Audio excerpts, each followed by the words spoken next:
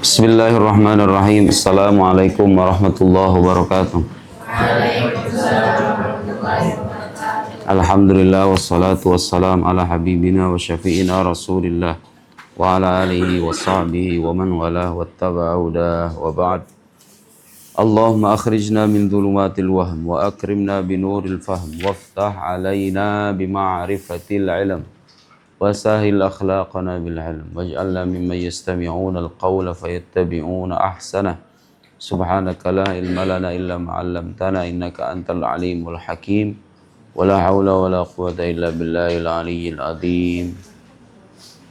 Allahumma 'allimna ma yanfa'una wa zidna ilma wa ba'd. Wal maqalah al-arba'un, maqalah yang ke-40. Nasihat yang ke-40. Ini maqalah yang terdiri dari 3 nasihat.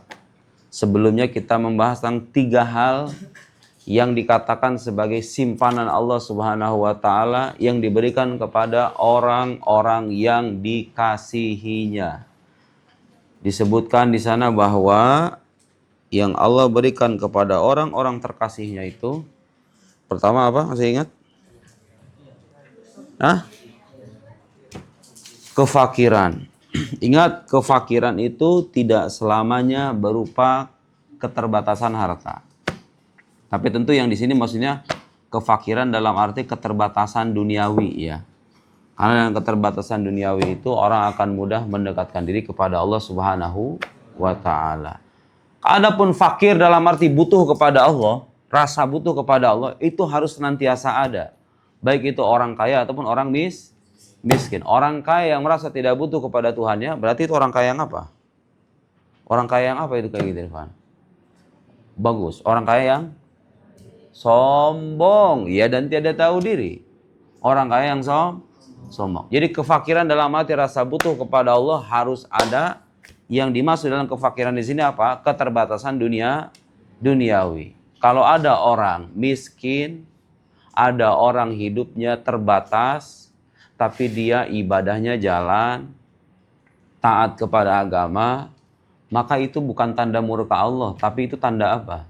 Tanda Allah ingin meningkatkan derajat. Kasih tahu orang tua kamu, Pak, kalau hidup kita susah, tapi ibadah kita jalankan, sholat nggak pernah ditinggalin, subuh nggak pernah jam 9, jam 8, sholat jemaah subuh terus menerus, sholat 5 waktu nggak pernah ada yang ditinggalin, bapaknya nyari nafkah sebagaimana mestinya, ibunya menjadi ibu rumah tangga sebagaimana seharusnya, tiba-tiba dikasih keterbatasan sama Allah. Itu tanda apa? Tanda Allah itu murka, apa tanda Allah itu sayang?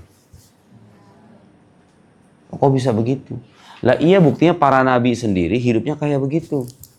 Para nabi itu hidup dengan ujian demi ujian, padahal mereka adalah kekasih Allah Subhanahu.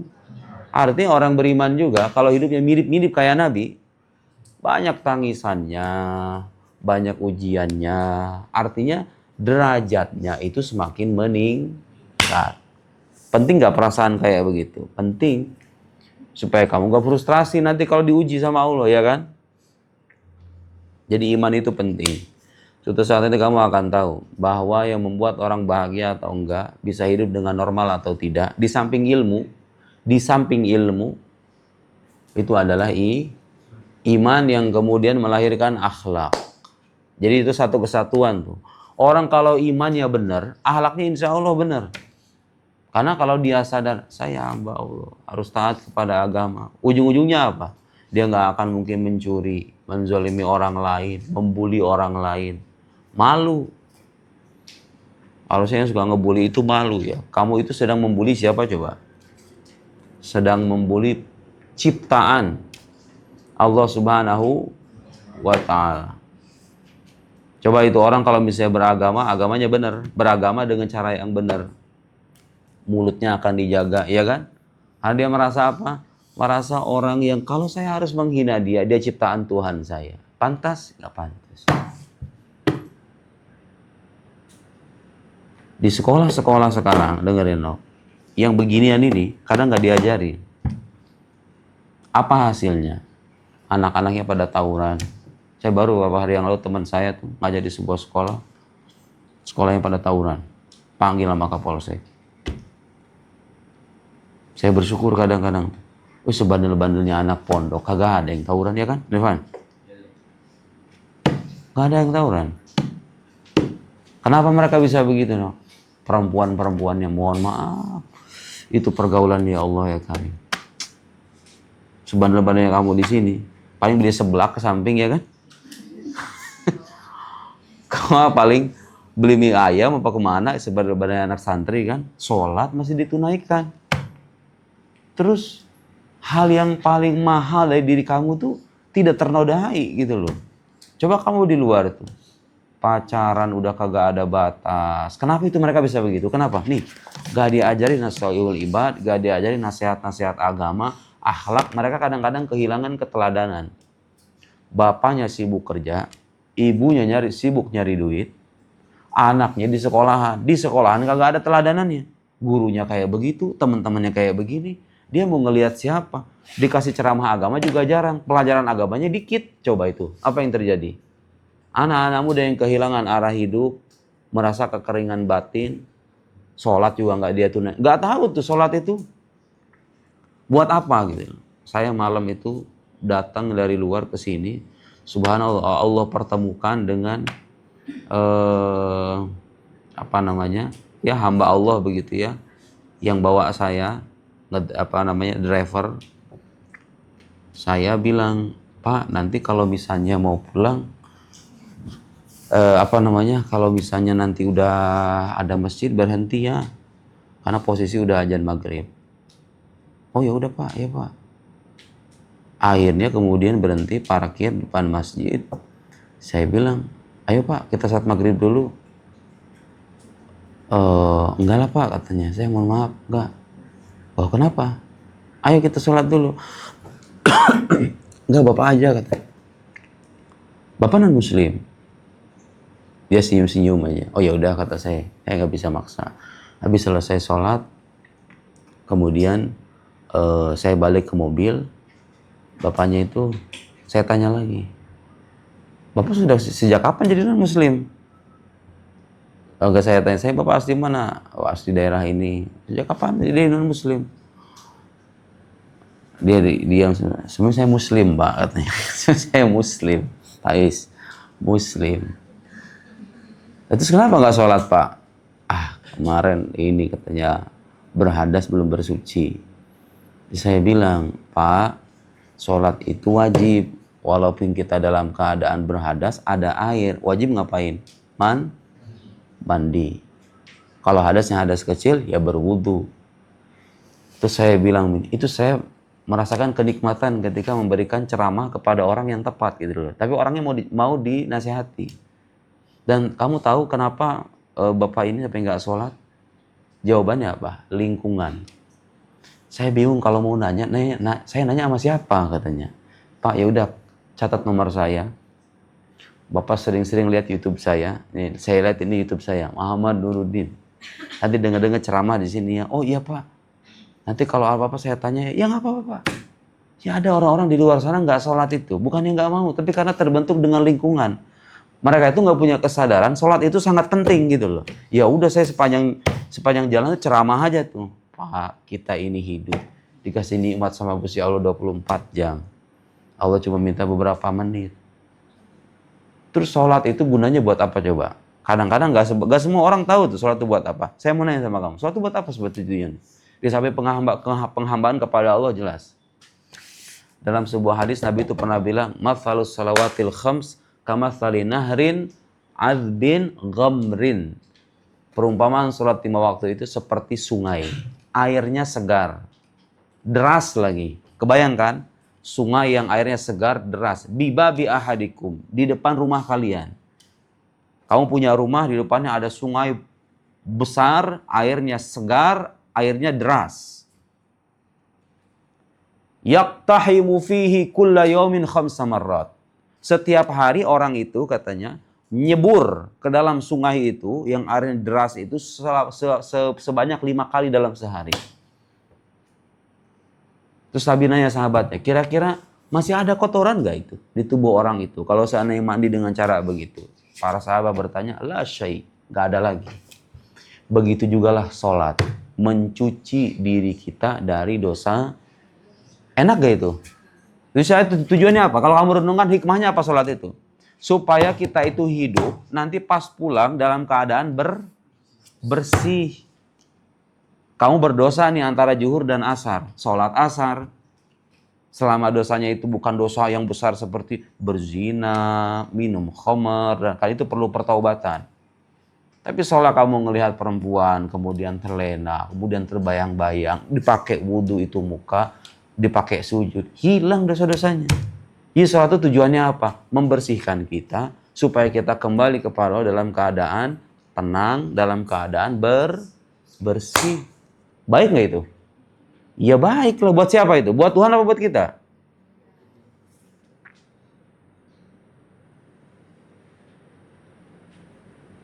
Ada. Nah kamu bersyukur. Termasuk orang-orang yang dibiasakan sholat. Ya, ada banyak orang di luar sana tuh nggak mondok, nggak punya keberuntungan belajar ilmu agama, mungkin nggak punya keteladanan juga, lingkungannya kurang bagus. Akhirnya apa? Ya itu tadi, nggak punya kesadaran bahwa oh ini sholat. Saya bilang bahwa keberkahan kita tuh kadang-kadang mikir begini nih, kadang-kadang ada orang-orang yang dikhawatirkan tuh rugi di dunia iya, di akhirat iya. Ya itu tadi, kerja itu kan bukan hal yang ringan, kerja itu kan capek. Kadang-kadang yang kita hasilkan tuh nggak seberapa, kadang-kadang pas-pasan. Udah mah di dunia kita hidup terbatas, masa di akhirat kita mau rugi ya kan? Paham nggak maksud saya? Akhirnya jangan sampai kita itu kerja, kemudian sampai melupakan kewajiban agama, supaya kita nggak rugi dua kali. Di dunia kita nggak dapat ketenangan batin, gara-gara kagak sholat. Di akhirat kita sengsara, ya kan? Ya rugi dua-duanya. Mending pilih salah satunya. Nggak apa-apa deh, di dunia kita hidup terbatas. Yang penting bisa makan layak.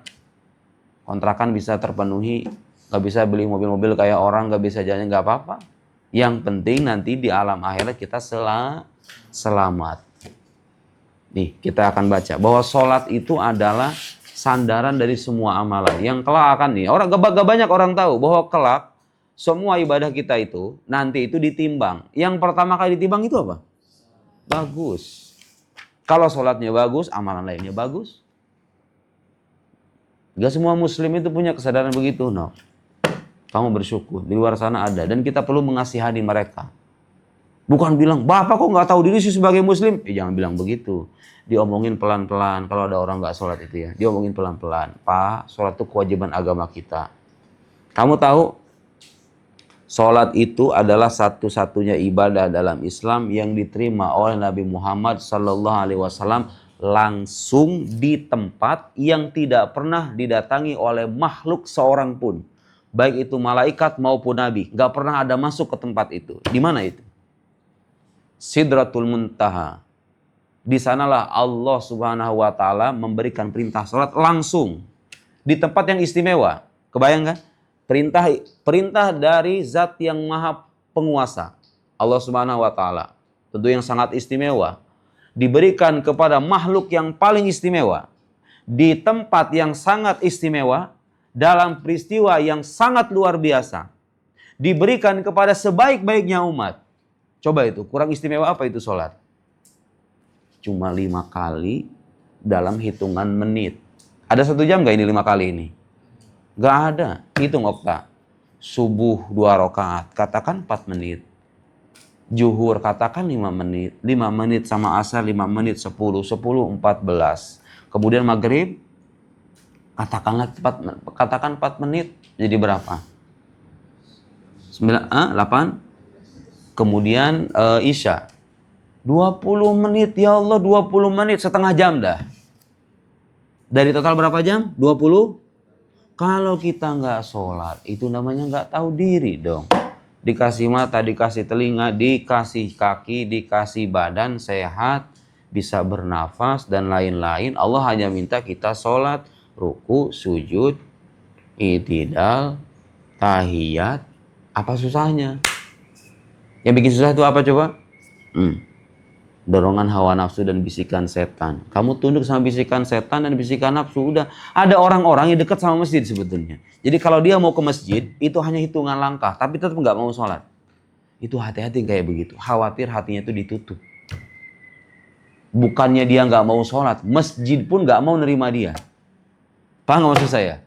Ya kan? Bisa jadi. Sama halnya kayak Al-Quran. Ada orang-orang muslim ya di luar sana, Quran itu cuma dijadikan pajangan begini pun. Berdebu. Dibacanya kapan? Bulan? Ada nggak muslim kayak begitu? Ada. Kamu jangan sampai ya. Okta. Jangan sampai nanti kamu lulus, itu Al-Quran cuma jadi pajangan doang, nggak pernah kamu baca. Nggak apa-apa nggak kamu baca, tapi kamu hafal gitu loh. Bacanya dengan hafalan, paham nggak? Bagus. Ada tuh dosen saya di Al-Azhar tuh nggak pernah buka mushaf. Jadi kalau ngaji Quran, 5 juz dalam sehari itu dari hafalan semuanya. Udah bertahun-tahun katanya nggak pernah buka mushaf. Karena Qurannya di sini semua. Ya nggak apa-apa, bagus. Tapi orang-orang kayak kamu, Quran di sini keluar, di sini hilang, ini hilang, juz amma aja udah pada hilang semua ya kan? Ada yang kayak begitu tuh. Itu kadang-kadang Qurannya sendiri boleh jadi nggak mau dibaca sama orang itu. Hati-hati itu ya. Bisa jadi itu ketika kamu nggak pernah baca Al-Quran, bukannya kamu nggak mau baca, Qurannya nggak mau dibaca sama kamu. Kan bisa jadi kan? Mungkin karena hati kamu penuh dengan kekotoran, mungkin dengan nggak ada kesadaran bahwa ini adalah kitab suci ilahi, panduan hidup, Quran terlalu suci misalnya. Terus kamu misalnya punya kekotoran batin, caranya gimana? Bertobat sama Allah, beristighfar, banyak baca sholawat, mungkin itu perlahan-lahan hilang itu kotoran. Baca Al-Quran, kerasa. Jadi saya merasa perlu mengajarkan ini sebagai bekal. Karena kalau diajarin ilmu-ilmu yang kayak sebelumnya, nggak semua orang pengen jadi kiai, bener nggak? Ada yang pengen jadi insinyur, ada yang pengen jadi pebisnis. Pebisnis kalau gila duit, lupa dengan tuntunan agama, apa yang terjadi? Diperbudak oleh dunia. Semua politisi, kalau nggak kenal agama apa yang terjadi? Politisi yang korup, yang tidak jujur, main perempuan. Hijrahnya bukan ke masjid, tapi ke diskotik. Hijrah ke diskotik. Baik. Jangan lupa sholat ya. Wal maqalah al-arba'un, maqalah yang ke-40 an Ibnu Abbas radhiyallahu anhuma, dari Ibnu Abbas radhiyallahu anhuma. Hina su'ila ma khairul ayyam. Hina su'ila ketika dia ditanya ma khairul ayyam, apa sebaik-baiknya hari. Wa ma khairus syuhur, dan apa sebaik-baiknya bulan. Wa ma khairul a'mal, dan apa sebaik-baiknya amal. Nah ini akan kita, sebaik-baiknya amalan. Selain sedekah, mengaji, menyantuni anak yatim, menafkahi keluarga, semua amal kebaikan kita itu kalau ditimbang yang paling baik yang mana? Nanti akan ada jawabannya. Dengerin nih. Faqala ay Abdullah ibn Abbas itu sahabat siapa anaknya Abbas. Abbas itu siapanya Nabi? Pamannya Nabi. Kamu harus tahu ya. Abbas bin Abdul Muttalib itu pamannya Nabi. Berarti kalau anak paman apa? Sepupu. Bagus. Berarti Ibn Abbas siapanya Nabi? Bagus. Khairul ayyami yaumul jum'ah. Sebaik-baiknya hari adalah hari Jumat.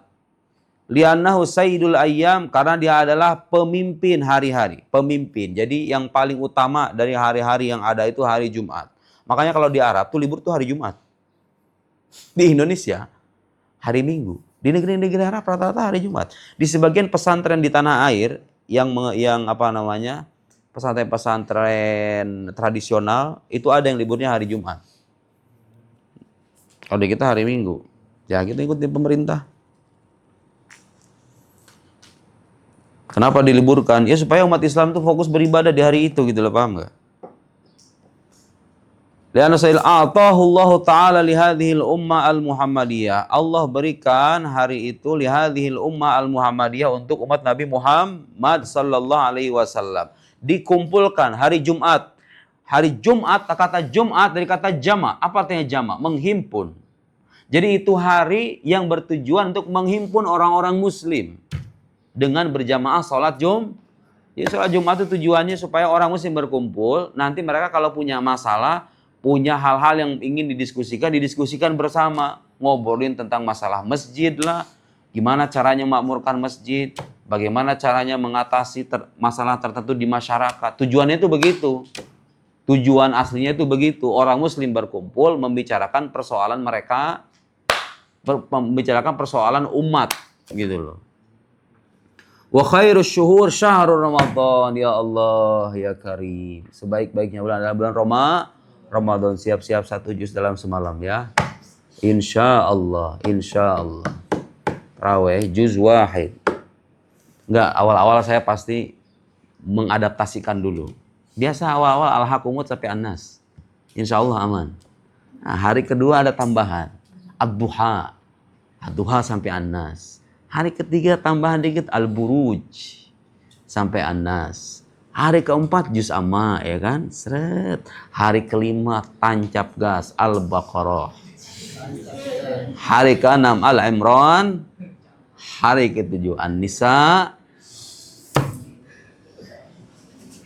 Sampai khatam. Lalung saya semuanya itu. Saya nggak ngebayangin wajah santri kayak gimana itu. Mau protes yang nggak enak. Gak protes, saya sengsara. Tapi nok, dengerin. Orang kalau sudah menikmati ibadah tuh gak begitu. Mirip kayak kamu main game.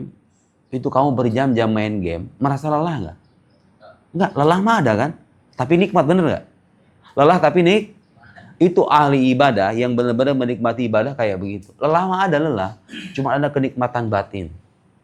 Itu kalau orang bisa meresapi ibadahnya. Kalau orang ibadah cuma main fisik doang, asal culangkan begini-begini, ya nggak ada rasanya. Tapi orang yang betul-betul sudah menikmati ibadah, itu nggak begitu perasaannya. Dia merasakan nikmat. Jadi batinnya itu sejuk. Nah, bagi orang-orang kayak begitu, asal kamu tahu. Bagi orang-orang yang kalau ibadah itu benar-benar khusyuk, batinnya itu terarah pada Gusti Allah, terus ininya itu bersih, tahu nggak apa yang dirasakan sama orang-orang kayak begitu? Kalau kamu kasih dia duit 5 miliar sekalipun, dia gak bakal mau. Dia merasa puas dengan pemberian dari Tuhannya. Itu ada orang-orang kayak begitu. Bukan saya, orang lain maksudnya. Orang-orang soleh, para wali, itu begitu. Mereka itu jangan kamu melihat duit 5 miliar. Melihat dunia ini pun datar sedatar-datarnya. Terasa ringan, cetek, kecil.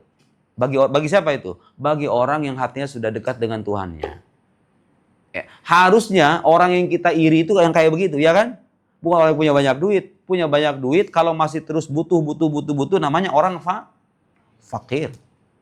Tapi orang kalau sudah merasa puas, tidak obsesif berarti tidak menggebu-gebu dalam hidupnya, akan mudah batinnya itu tenang. Caranya dengan banyak ibadah. Bulan puasa itu kesempatan. Siangnya membaca Al-Quran, malamnya sholat. Hidup kita udah mirip kayak malaikat kan. Jadi paginya, jadi sepanjang hari kita beribadah dengan puasa. Lisan kita berzikir. Fisik kita gerak untuk sholat. Malam sholat, pagi sholat, siang sholat. Sudahlah selesai. Edisi Al-Hakumut sampai An-Nas tuh harus bukan disingkirkan. Diubah sedikit demi sedikit. Ditambah demi sedikit-sedikit. Al-Hakumut sampai An-Nas. Siapa tahu nanti ditiru sama masjid lain kan? Wah, Masjid Darul Arham, tarawihnya Masya Allah. Ditiru sama yang lain. Kan nggak ada yang tahu. Atau nanti ada warga misalnya, saya pengen ngerasain tarawih di Masjid Darul Arham. Apalagi 10 hari terakhir itu ya. Masya Allah. Allahu Akbar. 10 hari terakhir itu. Masya Allah.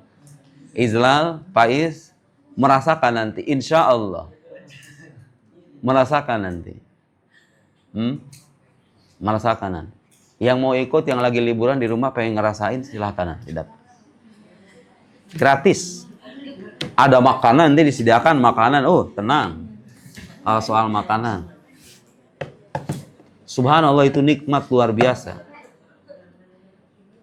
Mengcopy paste taraweh di Mesir di masjidnya guru saya.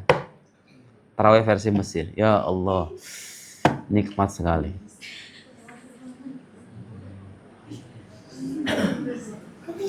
Wa khairul syuhur syahrul Ramadan. Nah, lanjutannya biar lebih cepat. Wa khairul a'mal as-salawatul khams li waqtiha. Apa katanya sebaik-baiknya amalan itu? Salat 5 waktu. Itu kita mandi ngebersihin dosa-dosa. Jangan malas gitu loh. Orang itu buat kamu kok. Kamu ngerasa berdosa nggak? Ya kalau ngerasa berdosa, mandi dong. Mandinya dengan sholat. Mandiin dosa itu dengan sholat. Sholat itu gunanya memandikan kita, menyucikan kita dari dosa-dosa. Fainaha abwabul amal. Karena sungguhnya sholat itu abwabul amal, pintu amalan-amalan. Di pintu atau katakanlah kunci bagi amalan-amalan yang lain. Faiza futihatis sholawat. Kalau seandainya sholat itu dibuka, pintu sholat terbuka, futihat sairul amal. Maka amalan lain itu akan terbuka. Maksudnya apa? Orang kalau sholatnya benar, berbuat kebaikan yang lain itu gampang. Semakin dia gampang berbuat kebaikan, pahalanya semakin berlimpah. Jadi seolah kayak jadi penentu sholat itu. Tapi kan ada itu orang sholatnya nggak pernah ketinggalan 5 waktu. Tapi masih suka ngebully orang, masih suka menzolimi orang, masih suka ambil hak milik orang lain, masih suka menghina dan lain-lain. Itu apa? Itu apa masalahnya? Kalau ada orang kayak gitu apa masalahnya? Masalahnya apa itu? Masalahnya dia belum sholat dengan cara yang benar. Sholat hanya melibatkan fisik, tidak melibatkan hati dan perasaan. Allahu Akbar. Apa artinya? Allah Maha Besar. Kamu punya masalah akan terasa kecil kalau ngucapin Allahu Akbar dari lubuk hati yang paling dalam. Allahu Akbar. Masalah saya kecil, dia berasal dari Allah, saya kembali kepada Allah. Allah yakin, saya yakin Allah akan mengatasi masalah saya. Tuh lihat, orang kalau sholatnya benar. Ketika dibaca pertama kali, rukun setelah berdiri setelah takbiratul ihram itu apa? Baca alfa. Bismillahirrahmanirrahim. Dengan nama Allah yang Maha Pengasih dan Maha Pemberi kasih, Maha Pengasih. Kamu ingat kasih sayang Allah? Iya ya. Saya ini dapat ujian kayak begini, tapi nikmat saya itu masih lebih banyak loh. Mata saya masih sehat, kaki saya masih sehat, tangan masih normal, mulut masih bisa bicara, napas masih ada. Saya cuma diuji gara-gara masalah pekerjaan. Kalau dibandingin dengan nikmatnya, dia lebih banyak nikmatnya untuk saya. Akhirnya apa yang terjadi? Kamu tidak gampang mengeluh, ya kan? Merasa bahwa kasih sayang Allah itu lebih banyak ketimbang ujiannya. Baca Bismillahirrahmanirrahim, tapi dengan cara begitu. Terus kalau mau sholat itu terasa, coba kamu itu ketika sholat begini nih, hati itu berkomunikasi dengan Tuhan gitu loh, paham nggak? Misalnya kamu diuji dengan pasangan, kalau anak muda kan kayak begitu. Ya Allah, hamba itu sebetulnya menderita ketika melihat dia seperti ini. Hamba ingin menikahi dia ya Allah, misalnya. Meskipun itu level kehusuan yang di bawah ya. Level kehusuan yang sungguhnya itu kita ingat dengan Allah, dengan nikmatnya, dengan karunia-Nya, dengan segala yang telah Dia berikan. Bukan ingat kayak begituan. Tapi bukan anakmu daripada nggak sama sekali ya kan? Daripada nggak ada ingatan kepada Gusti Allah sama sekali. Cobalah itu dikaitkan dengan masalah hidup kamu. Terus kamu ingatkan, oh itu berasal dari Allah dan kita minta, ya Allah hamba mohon kepada Engkau ya Allah. Semoga masalah ini segera selesai. Hamba sudah tidak kuat menahan beban ini ya Allah. Kayak gitu, dalam hati tapi ngomongnya bukan dengan mulut. Terus begini nih, saya dapat dulu tuh nasihat kayak begini. Supaya orang tuh merasa ketika sholat itu ada rasa yang lebih nikmat. Kamu begini dengerin. Seandainya misalnya kamu di rumah nih, ada sosok tertentu, kamu nggak tahu orangnya. Tiap hari dia itu ngasih buah di depan rumah. Ada buah-buahan, ada makanan, ada pakaian, ada uang tunai. Tiap hari dikasih. Di depan rumah, jam 7 itu, pas buka pintu, ada buah-buahan, makanan. Ada secarik surat. Ada tulisan di balik itu. Ini untuk kebutuhan kamu ya. Buah-buahan, makanan, uang tunai, pakaian, semua yang kamu butuhkan dikasih. Ini untuk biaya, ini untuk kebutuhan hidup kamu. Besoknya datang lagi kayak begitu. Besoknya lagi datang kayak begitu. Bertahun-tahun ada sosok.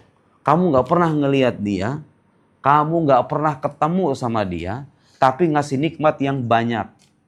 Ngasih makanan, ngasih uang tunai, tiap hari kayak begitu. Saya mau nanya sama kamu, kalau manusia normal, ada perasaan ingin berterima kasih nggak? Ada nggak? Bayangin loh, selama bertahun-tahun kamu kayak begitu. Ada rasa ingin berterima kasih nggak? Normalnya begitu kan? Gusti Allah itu tiap hari ngasih kita nikmat, cuman kita nggak sadar. Pernah kita lihat Gusti Allah? Nggak pernah lihat. Tapi itu yang ngasih, dia yang ngasih. Ya kalau orang itu tahu ini nikmat saya memandang, nikmat saya berjalan, nikmat saya bernafas, ini pemberian dari Allah Subhanahu wa Ta'ala, muncul dalam hatinya apa? Rasa ingin berterima kasih. Orang-orang yang kagak sholat itu nggak punya perasaan kayak gitu, no. Nggak punya perasaan ingin berterima kasih. Coba kamu bayangkan begitu, ya kan? Itu manusia kalau saya ngasih kayak begitu, kamu pengen banget. Dan kamu pasti pengen ketemu sama orang itu, bener nggak? Bener nggak? Kalau kamu dikasih dengan cara begitu, dengan cara misterius, jangankan makanan deh, pulsa deh. Kalau kamu liburan tiap hari, kok ada yang ngirimin pulsa terus nih? 50.000, 100.000, 50.000, 100.000, paketan nih. Buat paketan, saya nggak pernah beli paketan karena ada yang ngirimin terus. Kalau kamu ketemu sama orang itu, pengen berterima kasih kan? Pengen nggak ketemu sama orang itu? Karena itu orang baik banget, ya nggak? Harusnya kita menanamkan kesadaran kayak begitu. Allah Subhanahu wa Ta'ala kebaikannya jauh melampaui hamba-hambanya. Manusia aja kalau ada yang berlaku demikian, kita akan bersyukur, berterima kasih. Apalagi penguasa jagat raya Allah Subhanahu wa Ta'ala. Wa idza suddat. Kalau itu tertutup, pintu sholatnya tertutup, jelek sholatnya, hubungan sama Tuhannya buruk tuh seorang manusia, maka amalan lainnya juga begitu, tertutup. Artinya akan buruk gitu loh. Kalau sholatnya buruk, ya amalan lainnya juga begitu. Tapi kan sholat itu katanya, inna sholat tanha anil fasya'i wal munkar. Sholat itu bisa mencegah dari kemungkaran. Terus kenapa itu orang-orang nggak sholat? Ada orang-orang sholat tapi kemungkarannya masih ada. Ya itu tadi jawabannya. Terus begini ya, sholat itu bukan tujuannya mencegah kemungkaran. Bukan. Sholat itu mau kamu jadi orang baik ataupun kagak, tetap wajib. Kenapa? Karena itu adalah permintaan dari Allah Subhanahu wa Ta'ala. Jadi bukan sebab diwajibkannya sholat. Sholat bisa mencegah kemungkaran. Bener. Kalau sholatnya bener. Paham nggak? Jadi maksud itu begitu. Terus kalau misalnya saya sholat, tapi saya nggak bisa mencegah kemaksiatan dari diri saya. Ya kamu tetap wajib sholat. Karena alasan diwajibkannya sholat, itu bukan soal kamu bisa mencegah kemungkaran atau enggak gitu loh. Kamu tuh diwajibkan sholat karena itu bentuk ibadah. Bentuk ibadah Allah yang minta dari kita supaya sholat. Ya udah tunaikan. Sholatnya khusyuk. Ada orang punya alasan begitu. Tapi saya susah khusyuk. Emang siapa yang minta khusyuk? Yang diminta dari kamu itu bukan khusyuk. Khusyuk itu sebenarnya level orang-orang tertentu. Yang diminta itu minimal menunaikan kewajiban. Gak bisa khusyuk 90%. Minimal berapa persen? 70. Gak bisa 70? 50? Gak bisa 50? 40? Gak bisa 40? 30? Gak bisa 20? Gak bisa 10? Gak bisa 10? 5? Gak bisa 5? 3? Gak bisa 3, 2. Gak bisa 2, 1. Gak bisa 1, mati. Masa gak bisa sama sekali? Kamu Allahu Akbar, bilang ingat sama Gusti Allah kan? Ada aja gitu loh. Ma la yudraku kulluh. La yudraku kulluh. Yang gak bisa ditunaikan semuanya, jangan ditinggalkan sebagiannya. Allahu a'lam bis-shawab. Allahumma salli afdalas salatin ala as'ali makhluqatika sayyidina Muhammad wa ala wa sahbihi wa sallim adada ma'lumatika wa midada kalimatika kullama kadzakiruna wa ghafala an dzikrikal ghafilun. Assalamualaikum warahmatullahi wabarakatuh.